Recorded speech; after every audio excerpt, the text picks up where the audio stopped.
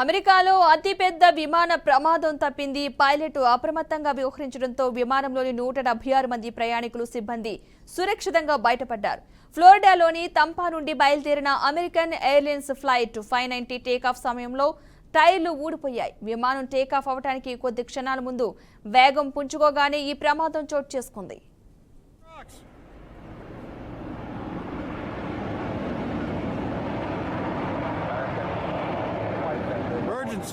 Emergency!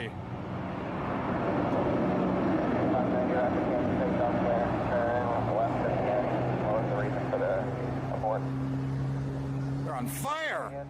The balloon tire require off, and we're going to be 2 degrees.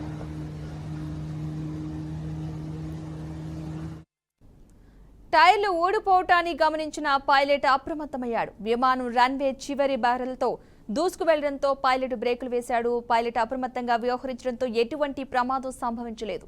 దీంతో అంతా ఊపిరి పీల్చుకున్నారు. ఫ్లైట్లో మొత్తం 176 మంది ప్రయాణికులు మరియు 6 సిబ్బంది ఉన్నట్లుగా సమాచారం. అప్రమత్తంగా వ్యవహరించిన తమ ప్రాణాలు కాపాడిన సదరు పైలట్కు ప్రయాణికులు సిబ్బంది కృతజ్ఞతలు తెలిపారు.